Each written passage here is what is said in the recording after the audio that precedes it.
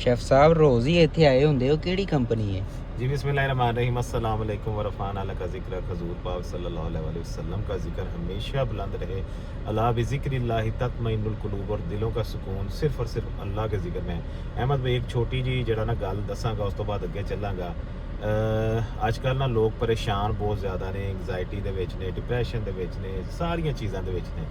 छोटियां छोटियां दो तीन चीज़ां कर लो ना, ਇਹ ਚੀਜ਼ਾਂ ਤੁਹਾਡੀਆਂ ਸਹੀ ਹੋਈਆਂ ਨਾ ਤੇ ਮੈਨੂੰ ਆ ਕੇ ਫੜ ਲਿਆ ਜੇ ਕਿ ਲੋ ਜੀ ਸ਼ੈਫ ਸਾਹਿਬ ਤੁਸੀਂ ਝੂਠ ਬੋਲਦੇ ਹੋ। ਇੱਕ ਤੇ 5 ਵਕਤ ਬਾਅਦ ਜਮਾਤ ਨਮਾਜ਼, ਠੀਕ ਹੈ ਨਾ, ਖੁਸ਼ੂ ਤੇ ਹੁਜ਼ੂਰ ਨਾਲ।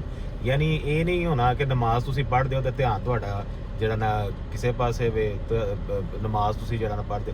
ਨਮਾਜ਼ ਇਸ ਤਰ੍ਹਾਂ ਪੜ੍ਹਨੀ ਹੈ ਕਿ ਅੱਲਾਹ ਤਾਲਾ ਦੇ ਨਾਲ ਤੁਸੀਂ ਗੱਲ ਕਰਦੇ ਹੋ ਪਏ, ਠੀਕ ਹੈ ਨਾ, ਇਸ ਤਰ੍ਹਾਂ ਅੱਲਾਹ ਤਾਲਾ ਦੇ ਨਾਲ ਤਲਕ ਬਣਾਉਣਾ ਹੈ। ਫਿਰ ਨਮਾਜ਼ ਦੇ ਵਿੱਚ ਤੁਹਾਡੀ ਦੁਆ ਨਾ ਕਬੂਲ ਹੋਏ ਤੇ ਮੈਨੂੰ ਫੜ ਲਿਆ ਜੇ।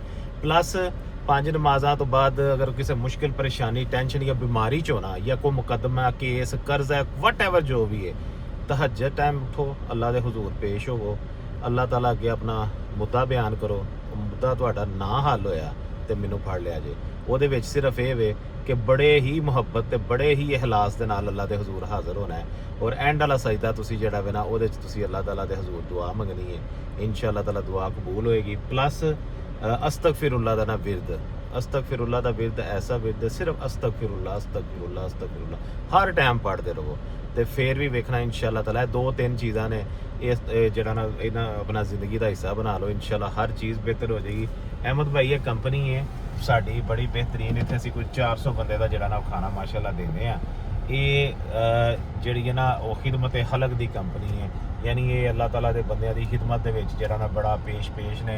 ਇੱਕ ਅਦਾਰਾ ਵੇ ਜਿਹਨੂੰ ਜਿਹੜਾ ਵੇ ਨਾ ਪੂਰੀ ਦੁਨੀਆ ਤੋਂ ਜਿਹੜਾ ਵੇ ਨਾ ਮਾਸ਼ਾਅੱਲਾ ਲੋਕ ਸਪਾਂਸਰ ਕਰਦੇ ਨੇ, ਐਪਰੀਸ਼ੀਏਟ ਕਰਦੇ ਨੇ, ਔਰ ਇਹਦੇ ਲਈ ਫੰਡਸ ਜਨਰੇਟ ਕਰਦੇ ਨੇ, ਔਰ ਇਹ ਫਿਰ ਜਿਹੜਾ ਨਾ ਬੜੇ ਟਰਾਂਸਪੇਰੈਂਟ ਤਰੀਕੇ ਦੇ ਨਾਲ ਅੱਲਾਹ ਤਾਲਾ ਦੇ ਬੰਦਿਆਂ ਦੀ ਖਿਦਮਤ ਦੇ ਉੱਤੇ ਜਿਹੜਾ ਵੇ ਨਾ ਆਪਣਾ ਸਾਰਾ ਕੁਝ ਖਰਚ ਕਰਦੇ ਨੇ। ਤੇ ਮੈਂ ਇਹਨਾਂ ਨੂੰ ਜਿਹੜਾ ਨਾ ਬੜੇ ਅੱਛੇ ਤਰੀਕੇ ਦੇ ਨਾਲ ਜਾਣਨਾ, ਅਸੀਂ ਇਹਨਾਂ ਦੇ ਨਾਲ ਬੜੀ ਦੇਰ ਤੋਂ ਜਿਹੜਾ ਵੇ ਨਾ ਅਟੈਚ ਆ। ਤੇ ਇਹ ਕੰਪਨੀ ਜਨਾਬ ਸਾਡੀ ਬੜੀ ਬਿਹਤਰੀਨ ਕੰਪਨੀਆਂ 'ਚੋਂ ਇੱਕ ਕੰਪਨੀ ਹੈ। ਅਸੀਂ ਵੀ ਇੱਥੇ ਕੰਟਰੀਬਿਊਟ ਕਰਦੇ ਰਹਿੰਦੇ ਹਾਂ। ਕੁਛ ਫਲਸਤੀਨ ਦੇ ਵਿੱਚ ਇਹਨਾਂ ਦੇ ਪ੍ਰੋਜੈਕਟ ਨੇ ਜਿਹਦੇ ਵਿੱਚ ਅਸੀਂ ਵੀ ਕੰਟਰੀਬਿਊਟ ਕਰਨੇ ਆ, ਅਸੀਂ ਵੀ ਉਹਦੇ 'ਚ ਪਾਰਟ ਲੈਂਦੇ ਆ। ਆਪਣੇ ਵੱਲੋਂ ਜਿਹੜੀ ਵੀ ਕੋਈ ਚੀਜ਼ ਭੇਜ ਸਕੀਏ, ਖਾਣਾ ਕੈਨ ਦੇ ਵਿੱਚ ਪੈਕ ਕਰਕੇ ਭੇਜ ਸਕੀਏ, ਉਹ ਸਾਰਾ ਕੁਝ ਜਿਹੜਾ ਵੇ ਨਾ ਇਸ ਕੰਪਨੀ ਦੇ ਥਰੂ ਅਲਹਮਦੁਲਿਲਾ ਹੋ ਰਿਹਾ ਵੇ। ਤੇ ਇਹ ਜਿਹੜਾ ਵੇ ਨਾ ਸਾਡੀ ਪਹਿਲੀ ਡੈਸਟੀਨੇਸ਼ਨ ਇਸ ਵਜ੍ਹਾ ਤੋਂ ਹੁੰਦੀ ਹੈ ਕਿਉਂਕਿ ਸਾਡਾ ਘਰ ਇੱਥੇ ਕੋਲ ਹੈ। ਅਸੀਂ ਘਰੋਂ ਨਿਕਲ ਕੇ ਸਭ ਤੋਂ ਪਹਿਲਾਂ ਇੱਥੇ ਆ ਵੜਦੇ ਆ। ਇੱਥੇ ਸਾਡਾ ਖਾਣਾ 12:30 ਵਜੇ ਦੇ ਨਾਲ ਜਿਹੜਾ ਨਾ ਆ ਜਾਂਦਾ ਵੇ, ਤੇ 12:30 ਵਜੇ ਖਾਣਾ ਆਉਂਦਾ ਵੇ ਤੇ ਇੱਥੇ ਸਟਾਰਟ ਹੋ ਜਾਂਦਾ। ਇਸ ਲਈ ਪਹਿਲਾ ਚੱਕਰ ਇੱਥੇ ਲੱਗਦਾ, ਉਸ ਤੋਂ ਬਾਅਦ ਫਿਰ ਜਿੱਥੇ ਜਿੱਥੇ ਜਾਵਾਂਗੇ ਇਨਸ਼ਾ ਅੱਲਾਹ ਤਾਲਾ ਤੁਹਾਨੂੰ ਸਾਰਾ